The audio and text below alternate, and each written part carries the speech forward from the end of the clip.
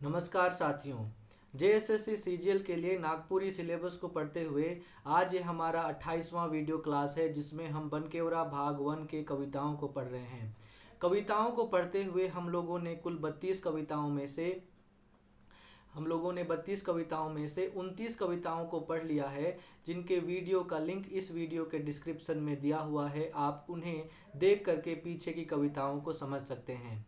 आज के इस वीडियो क्लास में हम 30वां कविता को पढ़ेंगे, जिसका नाम है माय कर दुलार। माय का अर्थ होता है माँ, कर दुलार कहने का अर्थ है माँ का प्यार, माँ का स्नेह।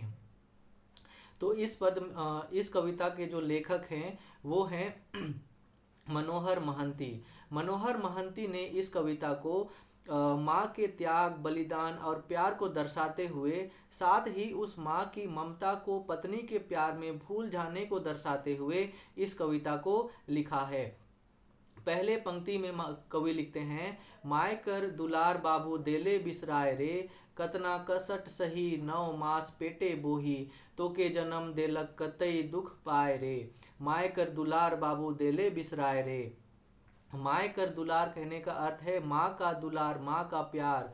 बाबू कहने का अर्थ है हम सबसे ये कह रहे हैं कि माँ के दुलार को, माँ के प्यार को तुमने देले बिसराय कहने का अर्थ है कि तुम भूल गए। कतना कष्ट सही 9 मास पेटे बोही, तो के जन्म देलक। जिस माँ ने कितना कष्ट सह करके, कितना दुख दर्द सह करके, अपने पेट में 9 महीनों तक रख करके तुमको उसने जन्म दिया। कतई दुख पाए रे, कितना दुख सह करके। माय कर दुलार बाबू देले बिसराय रे, उस माँ के प्यार को तुम भूल गए, उस माँ के प्यार को तुमने बिसरा दिया, भूल गए, ऐसा कवि कह रहे हैं। तो इस पहले पंक्ति का भावार्थ अगर हम समझते हैं तो वो कुछ इस प्रकार से होगा। तो इस पद में कवि कहते हैं कि माँ के प्यार को भूल गए, जिसने तुम्हें 9 महीनों तक पेट में रखा, जिसने तुम्हें जन्म दिया, जिसने तुम्हारे लिए कष्ट सहा, उस माँ के प्यार को, उस माँ के दुलार को तुम भूल गए, ऐसा कवि इस पहले पंक्ति के माध्यम से, पहले पद के माध्यम से कह रहे हैं। आगे कवि कहते हैं, जग में जब तोय आले कोरा उकर पाले, पियालक दूध आपन नेह लपटाए रे, माय कर दुलार बाबू देले बिसराय रे। जग में जब तोय आले कहने का अर्थ है इस धरती पर तुम जब आए, इस संसार में जब तुम आए, कोरा उकर पाले मतलब उसका स्नेह से भरा गोद तुमने पाया। पियालक दूध आपन, और उस माँ ने तुम्हें अपने छाती का, अपने सीने का दूध पिलाया। नेह लपटाए रे मतलब नेह की चादर में, मतलब स्नेह की चादर में लपेट करके तुम्हें उस माँ ने अपने छाती का, अपने स्नेह, अपने जो सीने का दूध है उसे पिलाया। माय कर दुलार बाबू देले बिसराय रे, उस माँ के प्यार को, उस माँ के दुलार को तुम भूल गए, ऐसा कवि कह रहे हैं। तो इस दूसरे पद के माध्यम से कवि का क्या भावार्थ है? तो इस पद में कवि कहते हैं कि जब तुम इस संसार में आए तो तुमने प्यार दुलार से भरा माँ की गोद पाया। उस माँ ने तुम्हें प्यार नेह की चादर में लपेटकर अपने सीने का दूध पिलाया। उस माँ के प्यार को, दुलार को, उस माँ को तुम भूल गए, ऐसा कवि इस दूसरे पद के माध्यम से कह रहे हैं। आगे कवि लिखते हैं, हासल तोर खुशे कांदल तोर दुखे, खियालग तो के रे, आपने नी खाए के, माय कर दुलार बाबू देले बिसराय रे। हासल तोर सुखे मतलब वो माँ जो तुम्हारे खुशी में खुश हो जाती है, कांदल तोर दुखे और जो तुम्हारे दुख में रोने लगती है, तुम्हारे दुख से दुखी हो जाती है। खियालक तो के रे, आपने नी खाए के मतलब अपने, मतलब खुद ने अब खाना नहीं खा करके तुम्हें जिसने खाना खिलाया हो, उस माँ के प्यार को, उस माँ के दुलार को तुम बाबू भूल गए, उस माँ के प्यार को तुम भूल गए, ऐसा कवि इस तीसरे पद के माध्यम से कह रहे हैं। तो इसका अगर हम भावार्थ को एक लाइन में बोलने का कोशिश करेंगे तो वो कुछ इस प्रकार से होगा। इस पद्य में कवि कहते हैं कि जो तुम्हारे खुशी में खुशी ढूंढती, तुम्हारे दुख में दुखी हो जाती, जो तुम्हें पहले खिलाती खुद भूखी रह जाती, उस माँ के प्यार को, ममता को तुम भूल गए, ऐसा कवि कह रहे हैं। तिरिया के जब पाले सबके भुलाए गेले, माय कर दुलार बाबू देले बिसराय रे, माय कर दुलार बाबू देले बिसराय रे। तिरिया यहाँ पर जो स्त्री है, मतलब जब एक पुरुष स्त्री से शादी करता है तब उसका जो प्यार है माँ के प्रति वो उसका प्यार जो है वो पत्नी के प्रति ज़्यादा होने लगता है। तो तिरिया शब्द यहाँ पर पत्नी के लिए आया है, स्त्री के लिए आया है।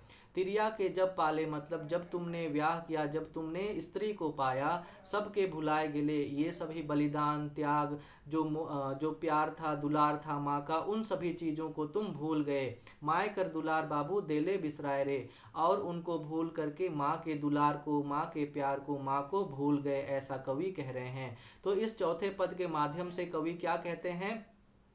तो इस चौथे पद के माध्यम से कवि कहते हैं कि जब तुमने पत्नी मतलब प्रेमिका के प्यार को पाया तो तब तुम उस माँ के प्यार को दुलार को भूल गए, उस माँ को भूल गए, ऐसा कवि कह रहे हैं। आगे कवि जो है लिखते हैं, गोड़ तड़े जेकर सब तीरथ मनोहर, देई के जन्म तो के रहे ना पछताए रे, माए कर दुलार बाबू देले बिसराए रे। यहाँ मनोहर जो है वो कवि मनोहर महंती के लिए प्रयोग किया गया है। गोड़ तरे मतलब जिस माँ के पैरों के नीचे, सब तीर्थ मतलब सब का सब, इस संसार में जितने भी तीर्थ स्थल हैं वो सभी के सभी माँ के पैरों के नीचे हैं, ऐसा कवि मनोहर महंती कह रहे हैं।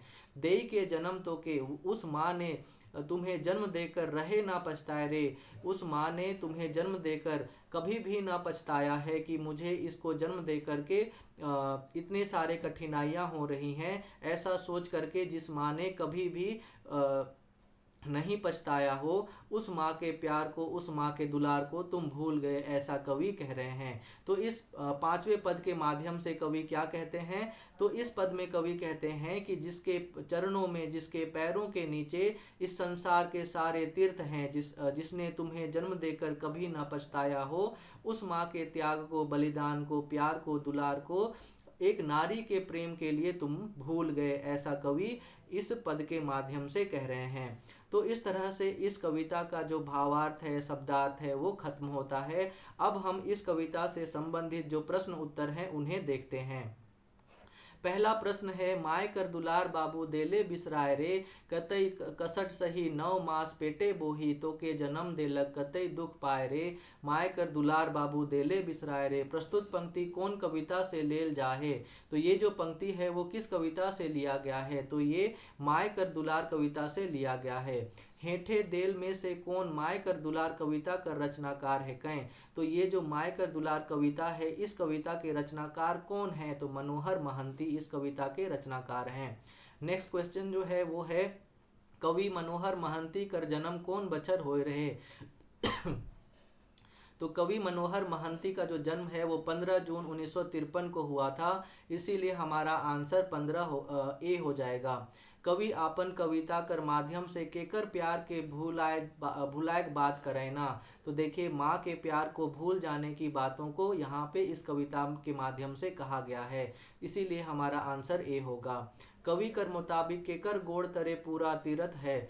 तो यहाँ पर कवि कह रहे हैं कि किसके पैरों के नीचे इस संसार के सारे तीर्थ हैं। तो माँ के पैरों के नीचे इस संसार के सारे तीर्थ हैं, ऐसा कवि इस कविता के माध्यम से कह रहे हैं।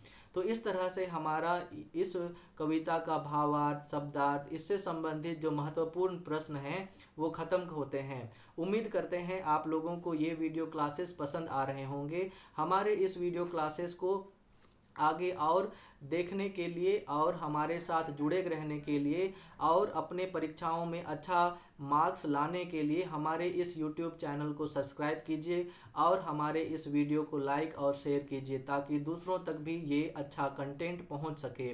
इसी के साथ आज के इस वीडियो क्लास को हम ख़त्म करते हैं। हमारे इस वीडियो को देखने के लिए बहुत बहुत धन्यवाद।